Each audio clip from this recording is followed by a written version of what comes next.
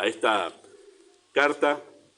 Vamos a leer los primeros versos nomás de lo que ustedes leyeron para hacer un énfasis nomás en lo que vamos a exponer en esta mañana.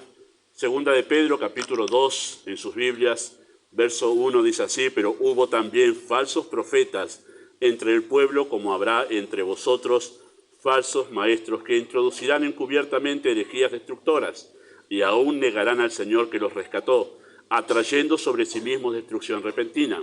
Y muchos seguirán sus disoluciones, por causa de los cuales el camino de la verdad será blasfemado, y por avaricia harán mercadería de vosotros con palabras fingidas. Sobre los tales, ya de largo tiempo la condenación no se tarda y su perdición no se duerme. Muy bien, hasta ahí la lectura. Oramos una vez más.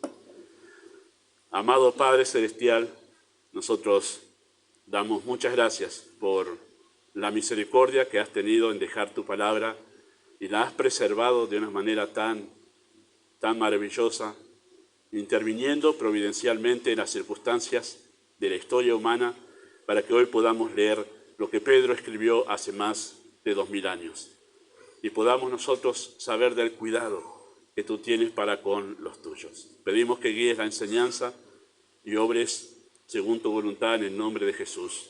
Amén. Bueno, hagamos nosotros un pequeño repaso nomás de esta carta que la dejamos hace más de un mes y ahora volvemos. Recordemos que el propósito original de esta carta era exhortar, ¿sí? Exhortar es animar, estimular a los creyentes a poner toda diligencia por añadir a la fe las virtudes necesarias para llegar a la madurez. El punto central de Pedro es: ustedes deben madurar, y va a dar varias razones, ¿sí? Hay varias razones mencionadas en el capítulo 1, que ya lo hemos expuesto, ¿sí? Por las cuales el creyente debe ser diligente en madurar en su fe. Pero, y ahí viene el pero Pedro se centra en una razón. Entre todas las razones hay una a la que Pedro le dedica todo el capítulo 2 y parte del capítulo 3. Esta es la razón principal por la cual Pedro exhorta a los creyentes a que deben ser diligentes por crecer en su vida espiritual. ¿Cuál es esa razón? Bueno, necesitamos tener discernimiento para saber distinguir entre un verdadero predicador de la verdad y un falso maestro. Esa es la razón principal por la cual Pedro le dice a los creyentes que deben madurar. Ustedes deben ser hábiles, deben estar adiestrados para poder distinguir entre un verdadero predicador de la verdad, un verdadero pastor y un falso maestro. Porque recuerden, terminó el capítulo 1 hablando de los hombres santos a quienes Dios inspiró para que ellos puedan dejar la palabra, la revelación de Dios a la iglesia, ¿sí? Y recordamos los apóstoles y los profetas que tuvieron su ministerio en la primera etapa de la era de la iglesia. En contraposición a eso, dice: habrá entre ustedes, aparte de esos hombres fieles, habrá entre ustedes falsos maestros, como hubo también entre el pueblo de Israel falsos profetas. Y ustedes deben ser hábiles para poder distinguirlo. ¿Cómo van a hacer eso? Tienen que madurar en la fe para poder tener esa capacidad de distinguir una cosa entre la otra. Ahora, ¿por qué es tan importante? ¿Por qué Pedro le dedica tanto capítulo 2 como capítulo 3 para hacer un acento sobre los falsos maestros? ¿Por qué es tan importante que el creyente sepa hacer esta distinción entre un verdadero predicador y un falso maestro? Hay dos razones, seguramente se pueden encontrar más, pero hay dos razones en verdad importantes por las cuales el creyente tiene que realmente saber distinguir entre estas dos clases de personas. Primero, por la razón que ya habíamos mencionado en el último estudio, no creo que se acuerden, pero lo mencionamos ahora, porque la presencia de los falsos maestros es una realidad inevitable. Eso fue lo que dijimos en el versículo 1. Pedro dijo: habrá, es inevitable. Va a haber entre ustedes falsos maestros. Hubo en la etapa del pueblo de Israel y entre ustedes va a haber. Es inevitable, es una realidad inevitable permitida por Dios para probar el amor de los creyentes por la verdad. Así que por eso ustedes tienen que saber distinguirlo, porque en ese saber distinguirlo y saber elegir a quién seguir, bueno, es que ustedes van a demostrar el amor por la verdad. Y en segundo lugar, La segunda razón por la cual esto es muy importante que los creyentes sepan distinguirlo es porque el liderazgo que seguimos, ¿sí?, como creyentes es clave para nuestra salud espiritual. El liderazgo que nosotros los creyentes seguimos es clave para nuestra salud espiritual. Por eso es importante realmente saber distinguir entre un verdadero predicador y un falso maestro. Necesitamos nosotros como creyentes, para nuestra salud espiritual, colocarnos bajo un liderazgo pastoral, ¿sí? Yo sé que esta verdad necesita un estudio aparte.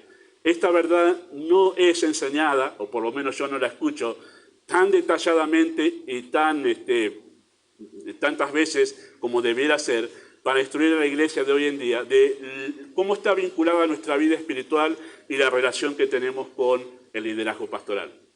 Pero solamente voy a hacer una mención ahora a raíz de esto, de por qué Pedro está tan preocupado a quién seguimos, Y esta verdad de que nuestra salud espiritual está directamente relacionada con el liderazgo bajo el cual nosotros elegimos ponernos, esta verdad surge de la figura del pastor y las ovejas.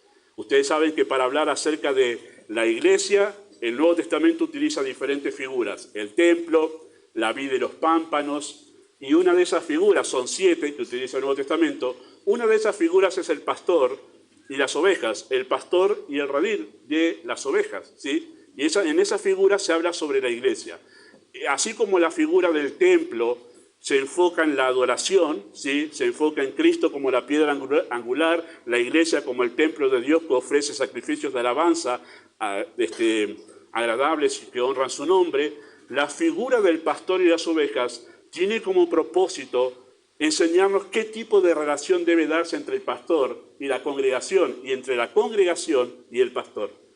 Porque en esa relación es donde nuestra vida espiritual es en verdad bendecida y llega al crecimiento.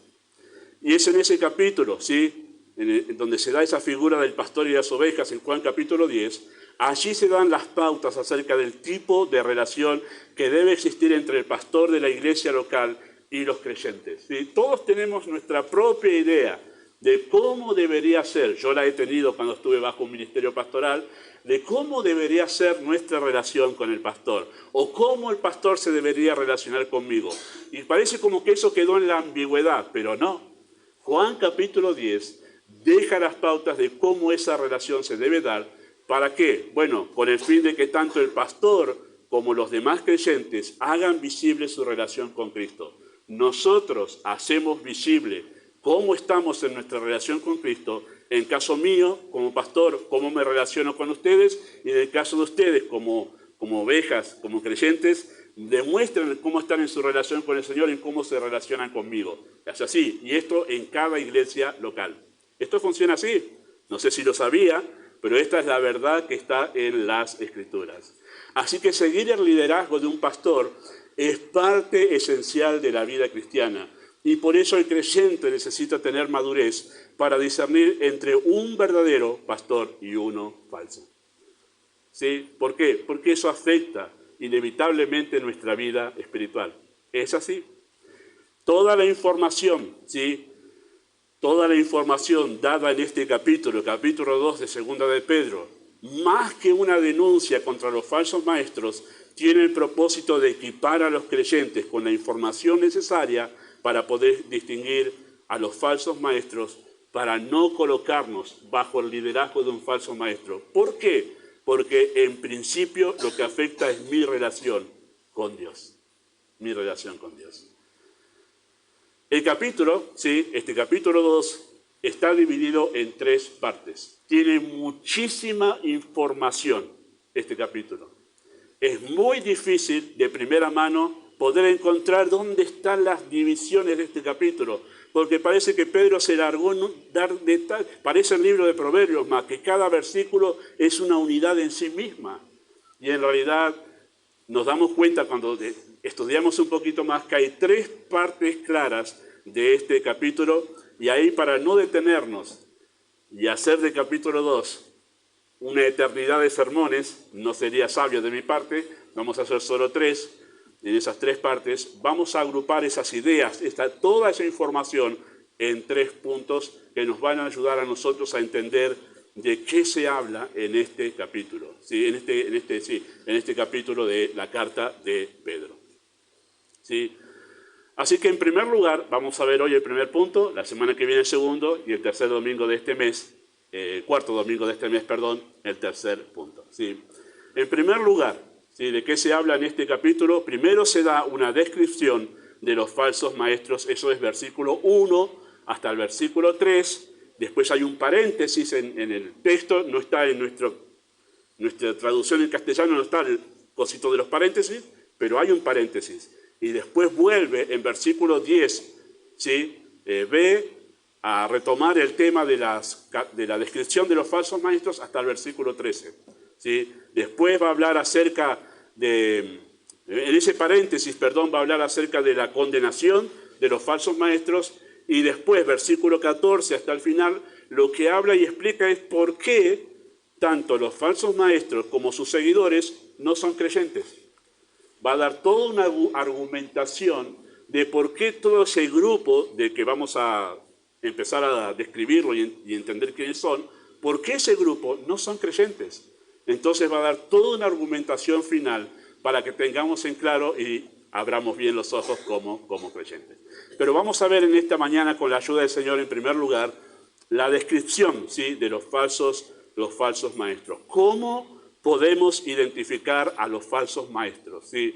Desde ya, cuando hablamos de falsos maestros, hablamos de personas que no son creyentes y además que son ministros de Satanás. Esos son falsos maestros. Eso queda en claro, ¿verdad? Después el texto nos va a decir a nosotros y nos va a dar argumentos por qué llegamos a esa conclusión. Pero partimos de esa premisa, ¿sí? Muy bien. ¿Cómo podemos identificar a los falsos maestros? En primer lugar, podemos identificarlos a ellos por su enseñanza.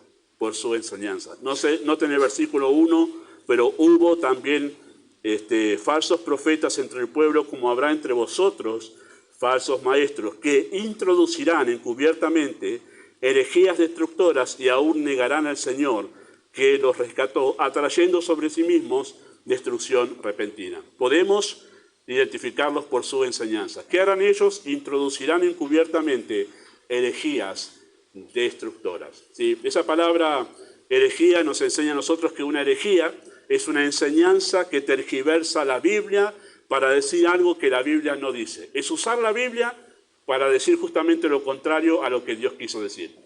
Básicamente, eso es una herejía. Claro, las maneras de llegar a hacer eso son muy, muy diversas. Los creyentes maduros por la gracia de Dios pueden distinguir cuando esto se presenta. El problema siempre son los que son nuevos en Cristo y los que han permanecido en inmadurez espiritual. El falso maestro usa la Biblia como una excusa para enseñar su propio mensaje opuesto al mensaje de Dios. Saben que si Satanás no puede destruir la Biblia desde afuera, quemándola, prohibiéndola con un decreto estatal o persiguiendo a los creyentes, va a intentar destruir el mensaje de la Biblia con otra estrategia, introduciéndose en la iglesia y cambiándolo de manera sutil. Esa es otra estrategia de Satanás para que la gente se aparte de la verdad. ¿Cómo logran hacer eso? Que la gente crea que es bíblico y en realidad no lo es. Bueno, lo hacen de manera sutil, de manera encubierta, dice el texto. Y en algunos casos, mezclando la verdad con la mentira, ¿sí? Utilizando textos, pero cambiando algunas palabras allí, para poder dar otro mensaje. Saben que si ustedes cambian las palabras del texto, utilizan otras, en verdad uno puede estar cambiando muy fácilmente el mensaje original que Dios quiso dar. Y algunos hacen eso, ¿sí? Incluso algunos inventan en verdad versículos. Ayúdate, que Dios te ayudará, ¿no? Y dicen, oh, la Biblia dice eso. Claro, alguien que no lee la Biblia dice, oh, mirá vos que dice eso la Biblia, pero si usted lee la Biblia sabe que la Biblia no dice eso por ningún lado. Bueno, de esa manera trabaja, ¿sí? Estoy diciendo una de las tantas cosas que se suelen decir por allí, que la Biblia no lo dice, y que si alguno lo cree, en verdad empieza a generarse en su mente una idea equivocada acerca de cómo Dios actúa, de cómo funciona la vida espiritual, y no es así, no es así de esa manera. Bueno, en algunos casos mezclando la verdad con la mentira, ¿sí? Citando la Escritura, pero con versículos, historias, doctrinas y aplicaciones sacadas de contexto. Por ejemplo, sencillamente algunos ejemplos para graficar esto nomás.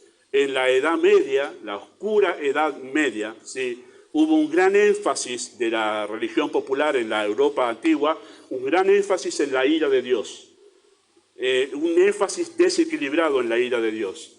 Entonces la idea que el cristianismo tenía, cristianismo entre comillas, de la Edad Media tenía, era Dios me va a partir con un rayo en cualquier momento. Y no conocían prácticamente casi nada de la gracia de Dios. Y por eso es que se creó un cristianismo con temor. Y todos se hacían cristianos por miedo a que Dios me llegue a partir con un rayo, por allí en cualquier momento. La idea de un Dios todo el tiempo airado. Y eso se formó así. La Edad Media, y claro, los religiosos de ese tiempo manipulaban constantemente a las personas con temor, con miedo. Si no me haces caso, Dios te va a partir con un rayo. Y como la idea era Dios está todo el tiempo enojado, se creó personas que hacían cosas sencillamente porque tenían miedo a Dios y no porque lo amaban. Claro, después llegó la Edad Moderna y llegó el posmodernismo, y en el siglo pasado, que fue el clímax de esta tendencia, se fue al lado opuesto. ¿Cuál es? Un Dios que ni siquiera se enoja, sino que es todo amor. Y entonces así, vivamos como se nos da la gana, total, Dios es amor y siempre nos va a perdonar. Y se fueron al lado opuesto. Así que noten cómo haciendo un énfasis en verdades que están en la Escritura acerca de Dios, porque Dios expresa su ira, es un Dios justo y que expresa su ira, pero también es un Dios de amor. Pero no es solo amor, es amor y es justicia, y es un Dios que se aira, pero que tiene misericordia. ¿Cómo equilibrar todo eso? Bueno, con sana enseñanza.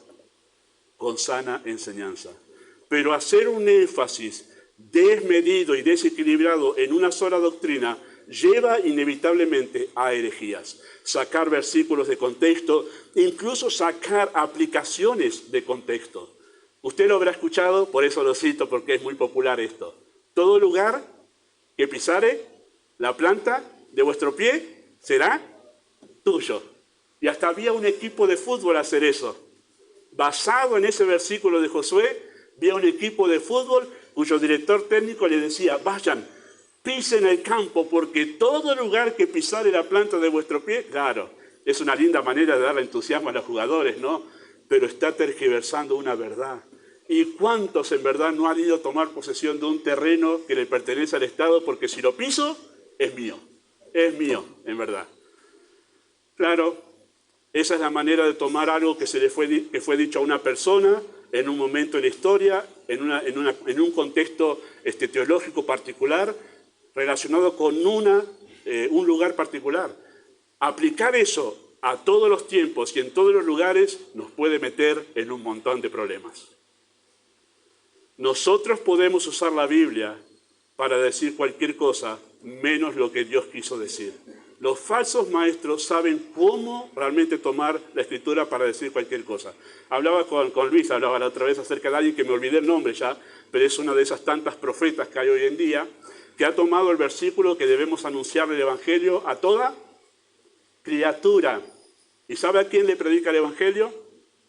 A los animales. Y no es un chiste lo que estoy diciendo.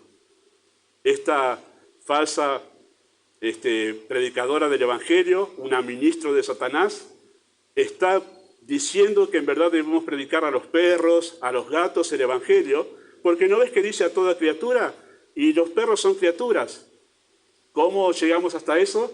Bueno, tergiversando la Escritura, sacándola de contexto, y estoy diciendo solo una de tantas barbaridades, hermanos, que andan por todos lados hoy en día, y hay que tener mucho cuidado. No viene de Dios todo eso. Así que uno puede identificar a los falsos maestros por su enseñanza. En otros casos, esa tergiversación de la Escritura, esa sutileza consistirá en atraer la atención hacia el carisma del que enseña y no en el contenido de su enseñanza. A veces no se trata sencillamente del tema de tergiversar los textos, aunque lo hacen siempre, sino el carisma del que está enseñando. Hay uno que se conoce hoy en día que es muy popular y que algunos lo siguen por su sutileza. Si uno lo escucha sin tener ninguna teología, sin nada aquí, uno dice, wow, el tipo no dice nada malo. Se llama Dante Gebel o Hebel, no sé cómo se pronuncia, pero es un falso maestro. Y es tan sutil porque te seduce como habla. Él tiene la habilidad.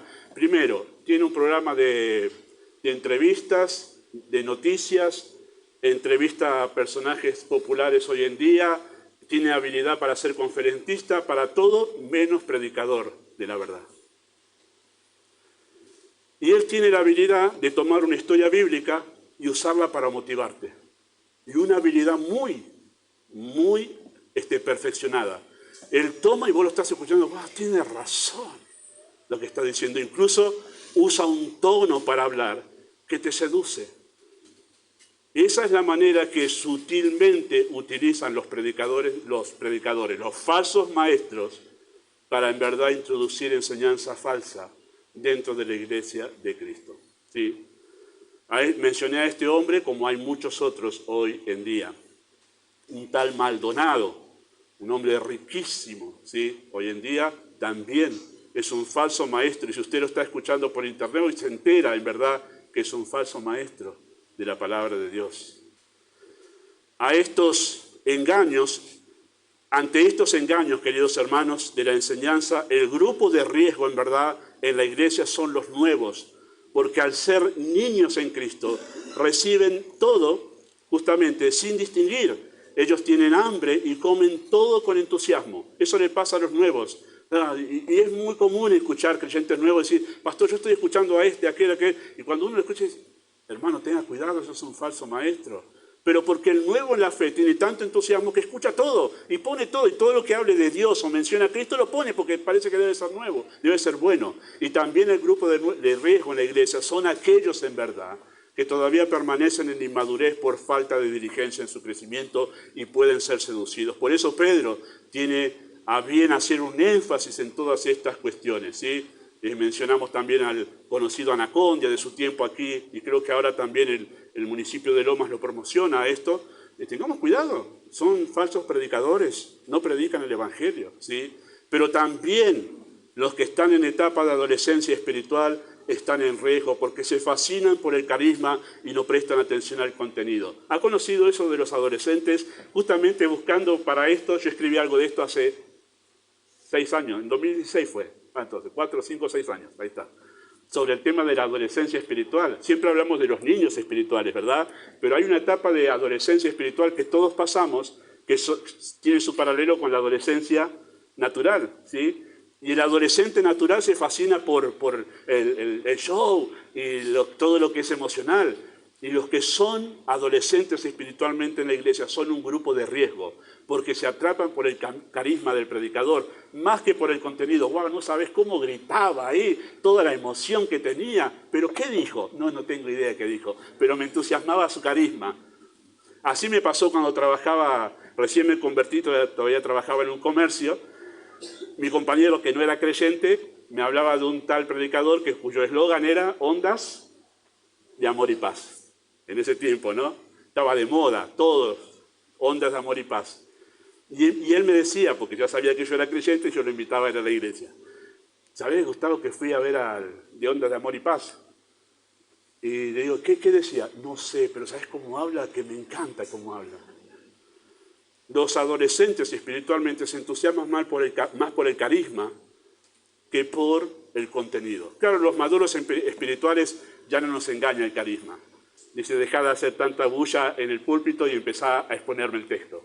Los maduros espirituales quieren comer alimento sólido. Por eso es que los maduros espirituales no son un grupo de riesgo en la iglesia de Cristo, pero sí los niños y los adolescentes en Cristo. Y por eso Pedro dice, tengan cuidado. Equipen, ayuden a los niños espirituales y a los adolescentes espirituales a crecer y que vean que es importante el contenido más que todo lo demás en una predicación. Una herejía que no es corregida a tiempo termina siendo destructiva para la iglesia de Cristo. Por eso dice herejías destructoras, ¿sí? Si persiste, produce un crecimiento deficiente que luego es difícil de cambiar y también puede llegar a destruir en la iglesia. Le he dicho a los nuevos que estamos discipulando con mi esposa, a los que han conocido al Señor hace poquito. Todo lo que se les pida a ustedes crecer en la fe, háganlo. Porque todo lo que no sembramos en el comienzo de nuestra vida espiritual, después es muy difícil cambiarlo. Es como el árbol, ¿verdad?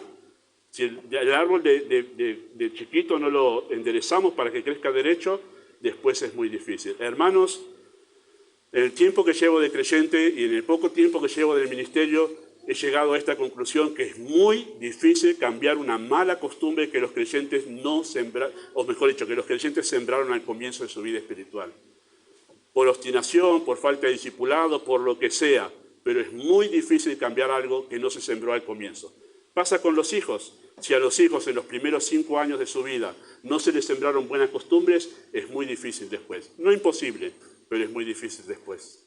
Y por eso es que hay tanta preocupación en Pedro de tengan cuidado con los falsos maestros porque afecta el crecimiento de los nuevos creyentes.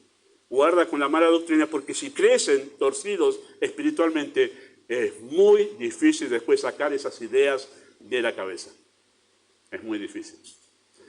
La lectura y el estudio de la Biblia serán las armas apropiadas para detectar el engaño. Por eso los creyentes maduros están mejor preparados porque disciernen y no son seducidos por el carisma.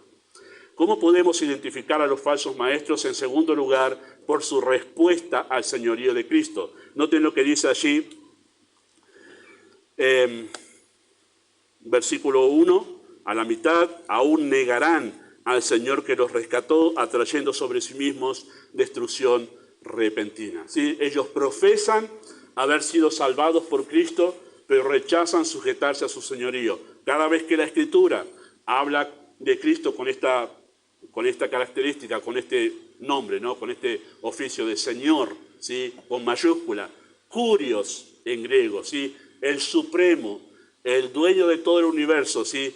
Está haciendo énfasis en el señorío de Cristo. Cristo es Señor, dueño de todas las cosas. Y los creyentes, o nosotros cuando nos convertimos, nos ponemos bajo el señorío de Cristo, bajo sus mandatos, bajo su yugo. Dice, venid, pónganse bajo mi yugo, bajo mis indicaciones, bajo mis órdenes. Por eso es que la salvación es ponerme bajo la guía de Cristo, bajo sus mandatos.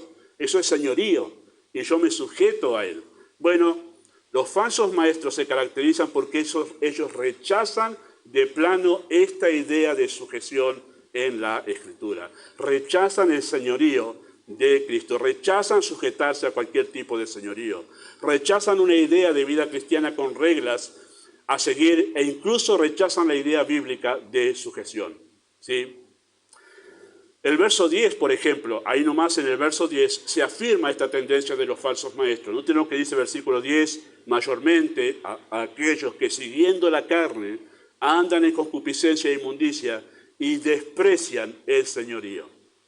Usted los va a escuchar, no solo a los falsos maestros, sino a sus seguidores.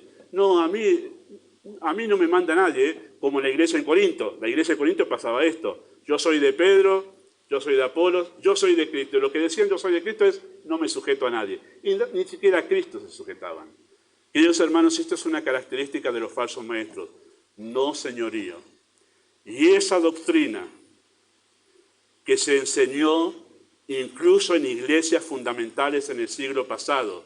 Tú recibes a Cristo como Salvador y después lo recibes como Señor.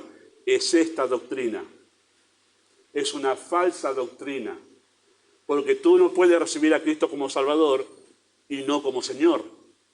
No pasa eso. Eso fue un invento de una mala interpretación en la Escritura. Tú cuando lo recibes como Salvador, lo haces inmediatamente Señor de tu vida. Es así, pero eso fue tan sutil, incluso fue muy propagado por los grupos de jóvenes. Y todos decían, bueno, lo recibió como Salvador, vive como quiere, es salvo, porque todavía le falta recibirlo como Señor. Mentira, no es salvo. Si no lo recibes como Señor, aún no has conocido al Cristo que te salva. Bueno, este predicador va por otro lado a veces. La carta de Judas, queridos hermanos, que también está enfocada en describir a los falsos maestros, hago un paréntesis chiquitito. Si usted quiere leer, mientras estamos en capítulo 2, Judas le va a ayudar mucho porque parece que Judas, algunos dicen que escribió su carta teniendo presente 2 de Pedro 2. Así que lo puede leer en paralelo en su casa va a encontrar cosas muy similares, ¿sí? La carta de Judas, que también está enfocada en describir a los falsos maestros, señala esta misma tendencia, y noten lo que dice Judas, versículo 4, ¿sí? Porque algunos hombres han entrado encubiertamente, los que desde antes habían sido destinados para esta condenación. Y escuche esto, hombres impíos que convierten en libertinaje la gracia de nuestro Dios, niegan al Dios único y soberano y a nuestro Señor Jesucristo, ¿sí? Convierten en libertinaje la gracia de Dios. A uno de esos tantos falsos maestros que promueven un cristianismo en libertinaje pleno, ¿sí? Usted puede hacer lo que quiera, total, Dios es amor, esa es la idea. Lo escuché decir esto, obviamente fue lo único que escuché de él y enseguida cerré mis oídos. Nuestro Dios dice, diviértanse, hagan, porque nuestro Dios es un Dios fiestero. Eso fue lo que dijo. Es una blasfemia, obviamente. Es una blasfemia. Pero así lo dijo a sus seguidores. A mí no me gobierna nadie, hagamos lo que queramos. Esa es la idea de ese tipo de cristianismo. Así que es un tipo de cristianismo que quiere las bendiciones de Dios, pero seguir viviendo a su manera. Los creyentes inmaduros pueden ser engañados y crecer con una idea equivocada de la gracia y de la sujeción en humildad. ¿Cómo podemos identificar a los falsos maestros? Bueno, en tercer lugar, por sus seguidores.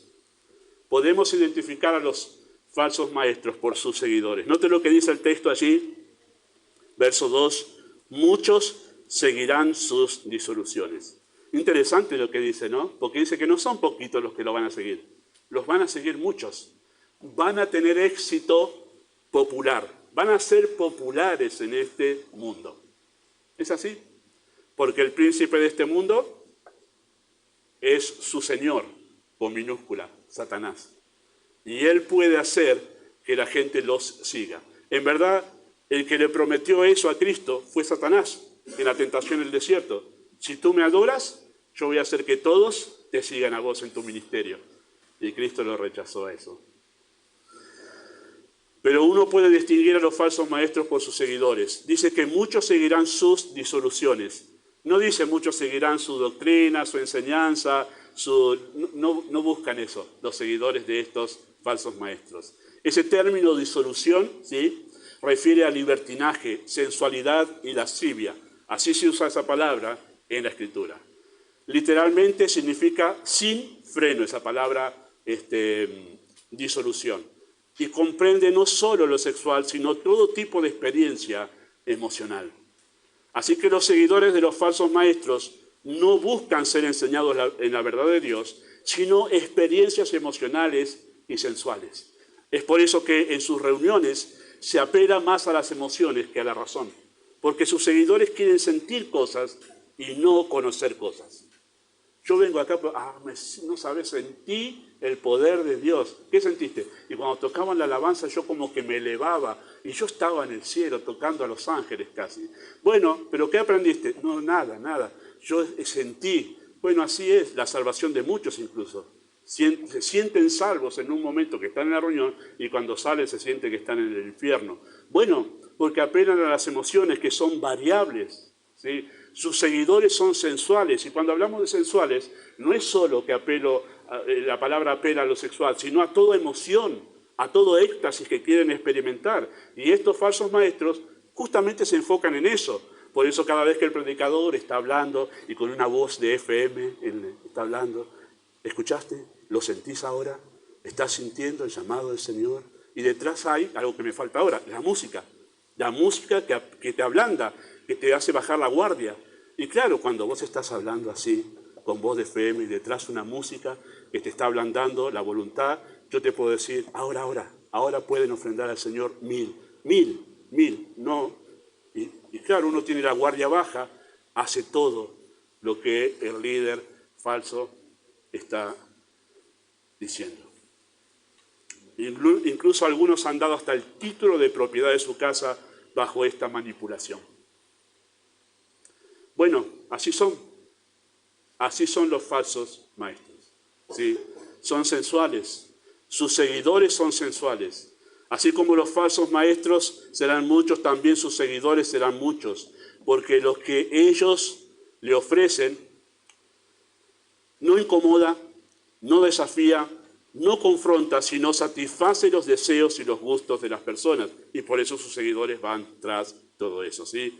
Los creyentes inmaduros pueden ser engañados con este tipo de experiencias sensuales, porque en el comienzo de la fe le damos más importancia a las emociones y a lo que entretiene y divierte que a la enseñanza nutritiva y consistente de la sana doctrina. ¿Ha visto? Yo siempre hago el paralelo en mi mente, ¿sí?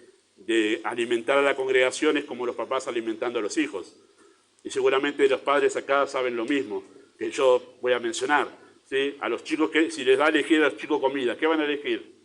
Papa frita, la hamburguesa, panchos. Si está eso en menú toda la semana y el vaso de Coca-Cola o de otro refresco, bueno, fenómeno. Eso para toda la semana. Pero papá y mamá saben que eso es para de vez en cuando. Lo que ellos precisan es algo que justamente ni siquiera les gusta, pero les hace bien. Y los creyentes nuevos son como los niños. Está el predicador, el pastor, está enseñando, diciendo gramática del texto, y esto dice acá, y dice, wow, pastor, eso no me entretiene. Y después viene algún invitado que el pastor trae, y dice, wow, y es más carismático. Y así tendría que ser usted pastor todas las veces. No alimenta nada eso, hermanos. No alimenta nada. Pero el creyente nuevo se deja llevar por los espejitos de colores, de las emociones, del show, de la risa, del chiste que está en medio ahí, de la predicación. Pero eso no te alimenta, no te da sustento para los tiempos difíciles en tu vida espiritual. Pero estos falsos maestros los tienen entretenidos con pan y agua. No se dejen engañar con esas cosas. Perdón que me emocione un poquito con esto, pero exasperan los falsos maestros, ¿sí? Así que mucho cuidado con todo esto, porque nosotros podemos promover cosas que pueden ser muy dañinas para la vida espiritual, ¿sí? ¿Cómo podemos identificar a los falsos maestros? Bueno, los identificamos por sus intereses. Noten lo que dice allí, versículo 3, y por avaricia harán mercadería de vosotros con palabras fingidas sobre los tales ya de largo tiempo. La condenación no se tarda y su perdición no se duerme. Por sus intereses, ¿sí? Harán mercadería de vosotros. Bueno, esto no es nada nuevo. Ni usted precisa que yo me vaya a las palabras en griego, al contexto. No, usted ya sabe lo que significa hacer mercadería de vosotros, ¿sí? Es de conocimiento popular que siempre ha habido personas que se aprovechan del cristianismo para sacar dinero de las personas. Los podemos ver en nuestro tiempo tal como lo vieron los cristianos del primer siglo. No es nada nuevo que haya personas que se aprovechan del cristianismo para sacarle dinero a la gente. Ellos son los que hacen un énfasis sobredimensionado en el dinero, exigiendo de manera desvergonzada en público, incluso demandando ciertas cifras. Hay un video de entre los tantos que pasan por ahí por la internet, donde hay una pastora, que ya por ser pastora ya es antibíblico, no existen las pastoras, el ministerio pastoral fue dado a hombres, pero en el momento, y creo que de eso se trata toda la reunión, de la ofrenda, ¿no? ¿De cuánto? Y alguien se acercaba con un billete, ya no sé ni de cuánto, voy a hacer simplemente la comparación acá, venía alguien con un billete de 500. Y entonces se acercaba, porque la mujer estaba al borde de la plataforma, viendo quiénes venían, acá, los de 1000, y alguien venía con 500 y dice, no, vos espera un poquito, ahora son los de 1000. Literalmente estaba haciendo eso. Literalmente estaba haciendo eso. Parece chiste, ¿verdad? Pero estaba haciendo eso. Ahora, no son inocentes los que van a dar ese dinero, hermanos, ¿eh? Están siendo engañados, pero bajo su propia responsabilidad. Porque lo que los lleva a darle dinero a esas personas es su codicia. Porque lo que está pensando es, yo le doy y Dios me va a dar el doble o el triple. Es su codicia lo que los lleva a eso. Así que si usted ve una iglesia donde en realidad todo el tiempo están hablando de dinero, la ofrenda al comienzo de la reunión, la ofrenda a la mitad de la reunión, la ofrenda al final de la reunión, salga huyendo de ese lugar. No es de Dios. Y ustedes saben que aquí, los que han venido nuevos me han tenido que preguntar dónde se da la ofrenda, porque no hablamos en ningún momento de dinero. Y es secreto, es personal. Ni siquiera vigilamos, nada. Porque es un tema delicado. Y además, cuando el Señor cuida a su iglesia, Él se encarga de mover los corazones a hacer eso voluntariamente. No hay que presionar a nadie. No hay que presionar. Hay iglesias incluso donde se tiene que poner el sobre con el nombre. Si usted nunca vio esas iglesias, dice, ¿en serio? Sí, el sobre y el nombre. Y hay iglesias donde el líder pasa por la casa de los hermanos de la iglesia a buscar el dinero. Jamás se le ocurra darme dinero a mí de ninguna manera. Pastor, ¿no me puede poner? No, yo no estoy en la tesorería de la iglesia. Saben que hay 2 hermanos ocupados de eso en nuestra iglesia. Y yo no toco el dinero. Y tengo que preguntar cómo van, para que ustedes sepan que no estoy relacionado con el dinero de esa manera en la iglesia.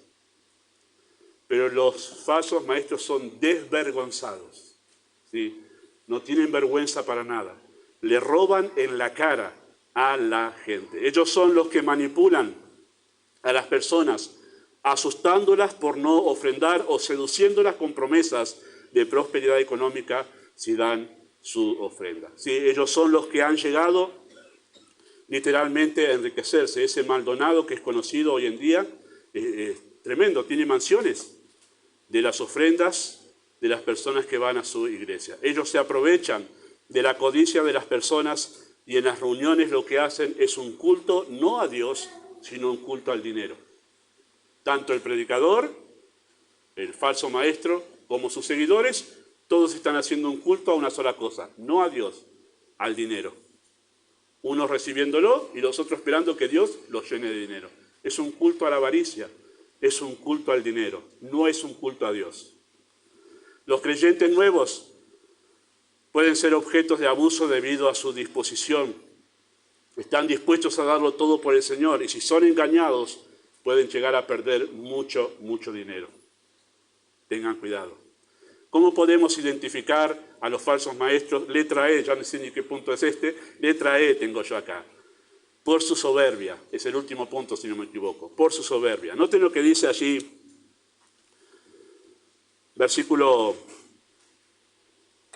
10, dice mayormente aquellos que siguiendo la carne andan en concupiscencia, inmundicia, desprecian el señorío, atrevidos y contumaces, no temen decir mal de las potestades superiores, mientras que los ángeles, que son mayores en fuerza y en potencia, no pronuncian juicio de maldición contra ellas delante del Señor. Pero estos, hablando mal de cosas que no entienden, como animales irracionales nacidos para presa y destrucción, perecen en su propia perdición. Muy bien, ellos son atrevidos y contumaces, no temen decir mal de las potestades superiores. Bueno, esa palabra atrevidos literalmente significa temerarios, son temerarios. ¿Sí? ¿Qué es ser temerario? ¿Qué sé yo? El primer ejemplo que se me viene, alguien que está esperando en la barrera para cruzar las vías y sabe que está la barrera baja y, me mando, y se manda. ¿Es este temerario? Te pueden aplastar, eso es el temerario, ¿sí? Esa es la idea, ¿sí? Se atreven a cruzar los límites haciendo caso omiso de los riesgos y las consecuencias. Y esa palabra contumaz literalmente se traduce arrogante o autocomplaciente, ¿sí? Denota uno que dominado por el interés propio, sin consideración alguna hacia los demás, afirma arrogantemente su propia voluntad. Eso es lo que está diciendo Pedro con esa palabra contumaz. Y Pedro se refiere a alguien descrito, por ejemplo, en Proverbios 21-24, que dice así el texto: escarnecedor es el nombre del soberbio y presuntuoso, que obra en la insolencia de su presunción. Más palabras no podía haber para describir este tipo de personas. Se mueven así, vivitos y coleando, haciendo el mal. Ellos, dice Pedro, no temen decir mal, que la palabra en griego es blasfemar, no temen blasfemar contra las potestades superiores. Y la pregunta ahí, ¿quiénes son esas potestades superiores contra las cuales estos falsos maestros no tienen ningún problema de blasfemar? Bueno, esa expresión potestades superiores en el Nuevo Testamento es usada para referirse a los seres angelicales, a los ángeles. Es así utilizada, las potestades celestiales. ¿Por qué se habla de potestades? Porque entre los ángeles creados, que son millares de millares, Dios ha dado distintos rangos de autoridad, ¿sí? Uno conocido, por ejemplo, en el Antiguo Testamento, de mayor rango de autoridad, es el arcángel Miguel, el que protegía al pueblo de Israel. Esa era su tarea del arcángel Miguel, que aparece en el libro de Daniel, ¿sí? Pero entre todos los de mayor autoridad, el que tenía mayor autoridad entre los millares y millares de ángeles era Lucero. Lucero fue el ángel que tenía mayor autoridad en toda la creación de los seres angelicales, ¿sí? Hay distintos rangos de autoridad entre ellos. Así que se refiere a los ángeles, ¿sí? Pero, ¿cuál es la pregunta? ¿A qué ángeles se refiere el texto? ¿Cuáles son los ángeles? Porque nota el versículo 11. Versículo 11 dice, mientras que los ángeles, que son mayores en fuerza y en potencia, no pronuncian juicio de maldición contra ellas delante del Señor. Momento, si esas potestades superiores son ángeles, y acá dice que hay otros ángeles que no hacen lo mismo que los falsos maestros que pronuncian juicio de maldición contra los ángeles, entonces hay dos grupos de ángeles aquí. Y esas potestades superiores contra las cuales los falsos maestros pronuncian juicio de maldición son los ángeles caídos. Esos son los ángeles caídos, Satanás y sus demonios. Y esos otros ángeles a los que menciona Pedro en versículo 11, que no hacen lo que hacen los falsos maestros, son los ángeles que guardaron su dignidad, los ángeles santos del Señor, que hoy están para el servicio al Señor. Dice que esos ángeles, incluso el arcángel Miguel mismo, ellos no hacen eso, de pronunciar juicio de maldición contra los ángeles caídos. Eso es lo que está diciendo Pedro aquí, ¿sí? Eso es lo que está diciendo Pedro en este texto. No lo dice aquí, y no lo voy a buscar ahora por cuestión de tiempo, pero cuando Judas habla sobre el mismo tema, de que los falsos maestros se les da por emitir juicio de maldición contra los ángeles caídos, Satanás y sus demonios, menciona el hecho de aquel momento en que murió Moisés en el Antiguo Testamento, ¿sí? La Biblia no nos dice mucho en Deuteronomio sobre qué pasó con el entierro de Moisés. Dice que él se fue y su cuerpo fue puesto en un lugar donde nadie sabe dónde está. Bueno, Judas nos dice qué pasó. Se le dio al arcángel Miguel la tarea de enterrar el cuerpo de Moisés. Eso nos dice Judas. Tampoco hay mucho detalle y no se deje llevar mucho por esto, solamente es una mención, ¿sí? En ese momento que el arcángel Miguel está enterrando el cuerpo de Moisés, no sabemos cómo fue, pero viene Satanás para querer llevarse el cuerpo de Moisés. No me pregunte por qué, porque la Biblia no lo dice. Nos dejó ahí con todo eso. No sé por qué. ¿Por qué Satanás quería el cuerpo de Moisés? No tengo idea. Pero sí que hubo una batalla entre el arcángel Miguel y Satanás por el cuerpo de Moisés. ¿Saben lo que nos dice Judas acerca de esto? Que ni siquiera el arcángel Miguel se atrevió a reprender a Satanás. Le dijo, el Señor te reprenda. ¿Por qué hizo eso el arcángel Miguel? No se atrevió a reprenderlo, porque en grado de autoridad, Satanás fue creado superior al arcángel Miguel. Qué sorpresa, ¿no? Y los ángeles en el cielo saben respetar la autoridad, incluso de una autoridad caída. Y saben que nunca deben levantarse contra una autoridad, ni siquiera en palabra deben levantarse contra una autoridad. Lo que hace Pedro y Judas es decirnos lo grave que es lo que están haciendo los falsos maestros, al atar y desatar demonios a voluntad. Son soberbios. Dice que los ángeles son superiores a nosotros los humanos en dignidad y en creación. Tienen poderes que nosotros los humanos no tenemos. Tienen una gloria que nosotros los humanos no tenemos. Cristo fue hecho poco menor que los ángeles, 33 años menor que los ángeles, cuando se humanó. Y dice, por ese hecho de que son potestades superiores, están sobre nosotros en autoridad. Dice, no se nos debería ocurrir a nosotros en ningún momento emitir juicio de maldición sobre ellos como si nosotros estuviésemos sobre ellos en autoridad. Se le están cayendo las fichas de algunos que ustedes conocen, que están reprendiendo a Satanás a diestra y a siniestra todo el día, atando demonios y desatando demonios acá y por allá. Son contumaces y soberbios. Tremendo, ¿no? son falsos maestros, son ministros del engaño, son ministros de Satanás. Y Pedro dice que estos hablan de cosas que no entienden, como animales irracionales, personas que no piensan lo que están haciendo. Tremendo es esto. Esto es muy serio. La semana que viene vamos a ver ese bloque de paréntesis del juicio contra ellos. Vamos a ver el nivel del juicio que hay contra ellos, nos va a enseñar lo grave que es esto que ellos están haciendo. Tremendo. Los ángeles tienen en claro, perdón, me salí de mi nota, menos mal que no escribí nada ahí. Los ángeles tienen en claro lo que significa ponerse en posición de autoridad sobre una autoridad, incluso si ésta ha cometido algún error.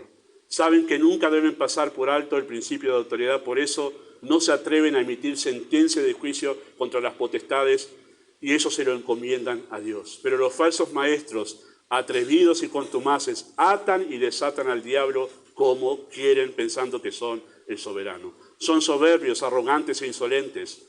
Pedro los identifica como animales irracionales, no son siervos de Dios, no son predicadores del Evangelio, no son creyentes y eso debemos tenerlo en cuenta nosotros si queremos realmente una iglesia sana en la fe, hermanos. En la pandemia algunos han demostrado esta arrogancia al decir que ataban ¿qué cosa? Al COVID. ¿No lo escuchó? Un falso maestro dijo, yo ato al COVID, listo, se acabó el COVID. El único que tiene poder, incluso para atar a las células malignas, es Cristo. Y el centurión romano lo sabía. Ni siquiera tienes que entrar en mi casa. Di la palabra, y tu palabra es la única palabra con autoridad, y mi siervo sanará. Por eso esos que se la mandan de sanadores, ¿estás diciendo que tenés poder sobre las células malignas para que obedezcan a tu voz? ¿Eso me estás diciendo? ¿Te crees Dios? Tremendo, tengamos cuidado, hermanos. ¿Qué es lo que nosotros estamos promoviendo, propagando? ¿A quién estamos escuchando? Hay muchos enseñadores o hay muchos enseñando a decretar. ¿Ha visto la doctrina de decretar? Decretar todo positivo porque te va a salir todo positivo. Haciéndose soberanos, usurpando el lugar que solo Dios tiene en el universo para decretar. Y en verdad Dios ya decretó. Eso fue en el pasado, Dios no está decretando ahora. Ya decretó todo lo que ha de suceder en la historia que Él creó, la historia de la redención. No hay más decreto que el decreto de Dios. Por eso el salmista podía decir confiadamente, el decreto del Señor permanece para siempre. No hay más decreto. Y por más que un falso maestro, yo decreto que hoy no llueva, va a llover si el soberano quiere hacerlo. Guarda con esa doctrina de decretar, no la siga. Esa doctrina empezó con aquella doctrina de la confesión positiva y terminó en la doctrina de decretar, basada en pasajes sacados fuera de contexto, como el libro de Ezequiel, el valle de los huesos secos. ¿Qué le dijo Dios a Ezequiel? Tú solamente profetiza y los huesos vendrán a la vida. Y de ahí sacaron la doctrina de decretar. Claro, de fuera de contexto totalmente. Es muy importante, queridos hermanos, notar que las cosas que le preocupaban a los apóstoles, aunque en el Imperio Romano había muchas injusticias sociales, muchas necesidades económicas en el tiempo en que esta carta fue escrita, había algo que lo veían como una prioridad los apóstoles. Era aquello que podía dañar la vida espiritual de los creyentes, por eso se preocupaban mucho más por la salud espiritual que por cualquier otro asunto. Ahora, no quiero decir que no se preocupaban los creyentes por las necesidades de otros creyentes, pero no encontramos en ninguna de las cartas apostólicas que se haga una extensa escritura acerca de los problemas sociales, económicos y políticas sociales del tiempo del Imperio Romano, que los había. Había una mayor preocupación por la vida espiritual, y si había algo que podía dañar la vida espiritual de los creyentes, eso ocupaba el primer lugar en la agenda apostólica. Seguir a un falso maestro es altamente peligroso, es seguir el camino de aquellos que van a perdición.